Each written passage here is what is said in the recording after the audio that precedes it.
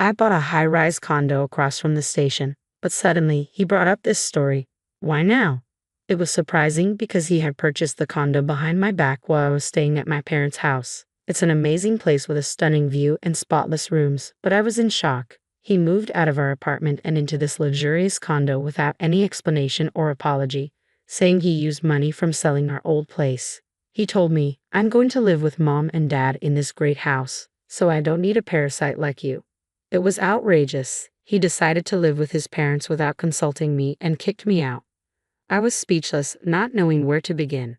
My name is Sarah. I'm a 32-year-old housewife, 8 months pregnant, eagerly counting down the days until I meet my baby. My husband, Richard, is 35 and works for a major company. We've been married for 3 years, and I was thrilled to finally be pregnant after struggling to conceive. However, I was also terrified of childbirth. To ease my anxiety, I spent time at my in-laws' home. "Sarah, you're about to have a baby soon, huh? What's it like to become a mother?" Jane, Richard's brother's wife, asked me. Jane is the reason I visit my in-laws. She's a housewife and lives with them, and I've grown close to her.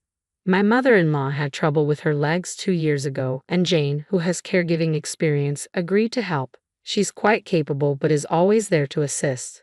Her kindness impressed me, and as a more experienced mother, she helped ease my worries about childbirth.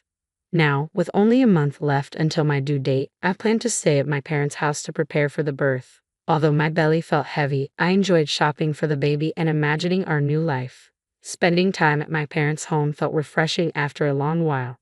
2 days past my due date, contractions started, and I tried reaching Richard, but he didn't answer.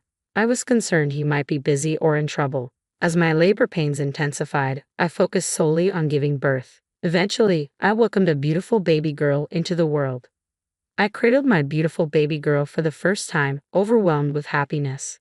Richard was supposed to be there for the birth, but he didn't show up at the hospital. I was too exhausted from labor to confront him directly, so I simply texted him to let him know I had given birth and then fell asleep. When I woke up, I heard someone calling my name. "Are you still asleep?" Richard's voice was grating. I blinked open my eyes to find him standing by my bed, with his parents in tow. He greeted me cheerfully. "My parents came. You have to appreciate them." I had specifically asked not to have visitors immediately after giving birth, so I was taken aback that he had brought his parents along without asking me. Irritated, I asked, "Why didn't you come yesterday?"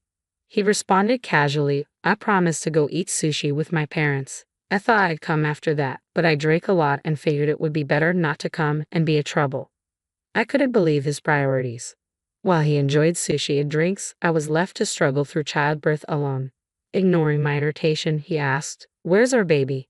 "She's in the nursery, a healthy baby girl," I replied. My mother-in-law's face tightened at the news. "What a girl," she muttered.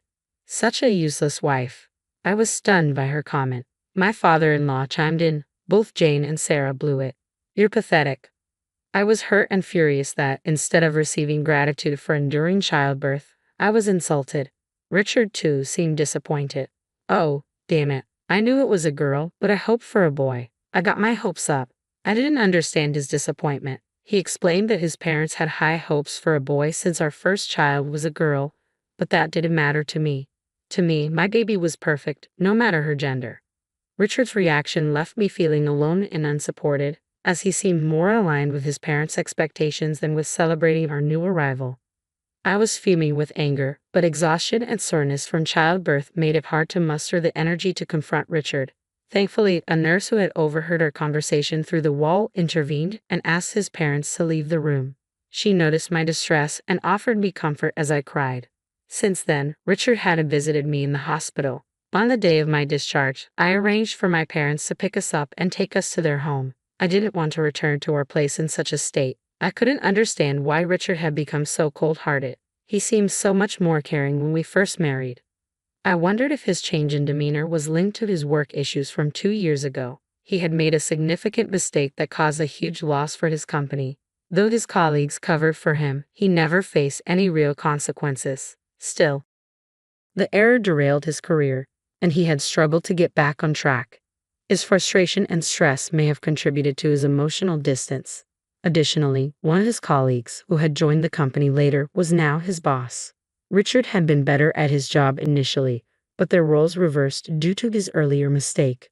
The reversal must have been hard for him to accept, adding to his stress and affecting his behavior at home. I felt a mix of dissatisfaction, hope of that having our baby would spark some change in him, but he didn't seem to be making any effort. I worried about our family's future and felt overwhelmed by the uncertainty. Then Richard called me unexpectedly.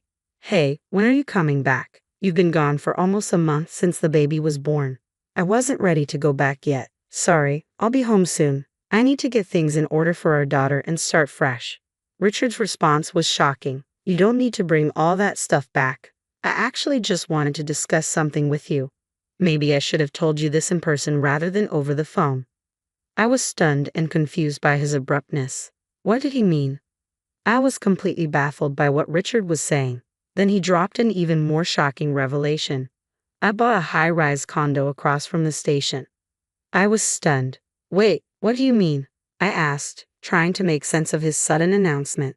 Why was he bringing this up now? He described the condo's stunning view and immaculate rooms, but I was confused. He had moved out of our apartment and into this luxury condo without telling me while I was staying at my parents' house. I was flabbergasted. Where did the money come from? You shouldn't be able to afford that on your salary.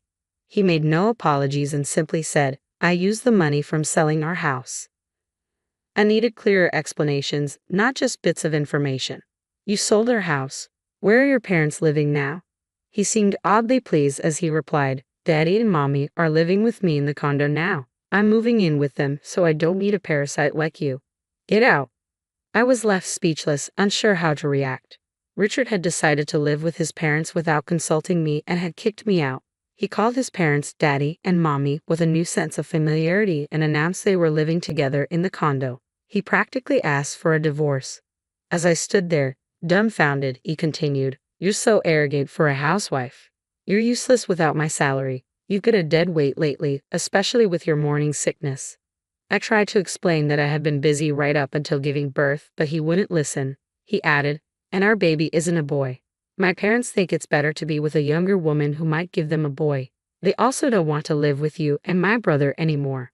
He told me he had put my things in a storage room and instructed me to pick them up. "As for the divorce, I've already sent you the papers. Make sure to file them."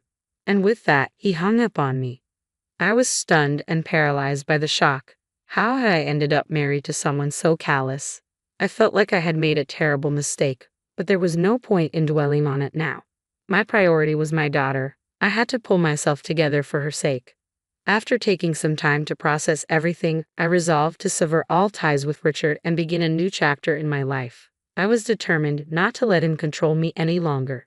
If a divorce was what it took, then so be it. I would show him who would truly regret this decision. My parents were furious when I told them about the situation. They immediately agreed to support me through the divorce. As soon as I received the divorce papers from Richard, I signed and filed them. About 2 weeks later, Richard unexpectedly showed up at my parents' house. "Hey, what's going on?" he demanded. "Why has so much money been withdrawn from my bank account?" He slammed his bank statements onto the table, glaring at me. I remained calm and replied, "Aren't you familiar with the term division of property?" "What's that supposed to mean?" he retorted, baffled. "That's not what this is."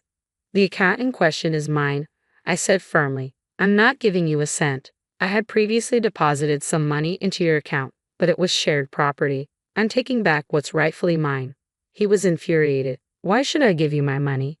You've forgotten that your salary went down because of your mistake at work. I started a side job at home. I'm sure you didn't earn as much as I did." "Actually, I earned as much as you did," I countered. "And you're the one who wanted the divorce. This conversation is over." Richard was incredulous. "You've got to be kidding me. I don't believe this." My father, who had been silent until then, finally spoke up. "How about we take this to court?" "How dare you insult my daughter?" I couldn't help but feel a pang of sympathy for my daughter, who had endured so much because of Richard. "Get out of here, you bastard," I shouted. My father, a policeman, intimidated by Richard's menacing demeanor, made him flee from our house. That was the final end to our relationship, and the asset division issues were resolved. Since then, I've been focusing on raising my daughter at my parents' house. Adjusting to parenting has been a challenge, but she is an absolute joy. My life has taken on a new, happier rhythm with my adorable baby girl. A few months later, I started receiving persistent calls from an unknown number. Though I had ignored them initially, I decided to answer, thinking it might be my boss or colleagues. "Hello," I answered. "Hello, Sarah." That was Richard. "What you want?" I asked sharply. "How are you doing?" he asked. "I don't really want to discuss that." "Can I hang up now?"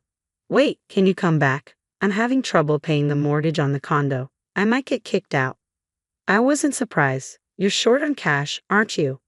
"Yeah, I've used up all my savings. Daddy hurt his back and had to quit his job. Mommy brags about her life, but now she's always sick. I'm at my wit's end." I wasn't shocked by his predicament. With his salary, he likely couldn't manage the condo's mortgage. He must have relied on his savings, his father's salary, and a down payment. Now that his father couldn't work and his mother spent extravagantly, he was struggling to cover their expenses. It was no wonder he was in trouble. When I checked my bank balance, it was at zero. I was informed that if I didn't pay by next week, I would be evicted. "Please come back, Sarah. We used to care about each other." I laughed, finding his pleas almost amusing. "Give me a break. You just want to exploit me whenever you need something. You expect me to support you and act as your housekeeper." Richard fell silent, and I remembered how he had called me a parasite. Wouldn't I just be in the way? I retorted, recalling the hurtful words he had used before. I had something weighing on my mind. "What about Jane and your brother?" "They've already moved out and are living together now," he said. "He had a falling out with our parents when my brother told Dad to live more appropriately." My brother lost his temper and said, "I don't want to be told what to do by someone who's dependent on a woman who couldn't even give him a son." Usually calm, my brother blew up. He left the house saying, "I'll cut you off if you keep making fun of my wife." "I see. It sounds like he's a decent person. It's good to know he cares about Jane," I responded. "Please come back, Sarah." "Are you serious? Who would ever return to you? I'm fully occupied with taking care of my daughter. I can't deal with jerks like you. By the way, calling your parents daddy and mommy at your age is pathetic," I added. "Don't say stuff like that. You can take our daughter here if you want. Weren't you supposed to live with our daughter when you first asked me?" "Ah, well, oh, I see. You don't even remember. You had your daughter, didn't you? I would never take her to a father like you. Don't ever call me again. If you show up again, I'll call the police and my dad will make sure you get arrested."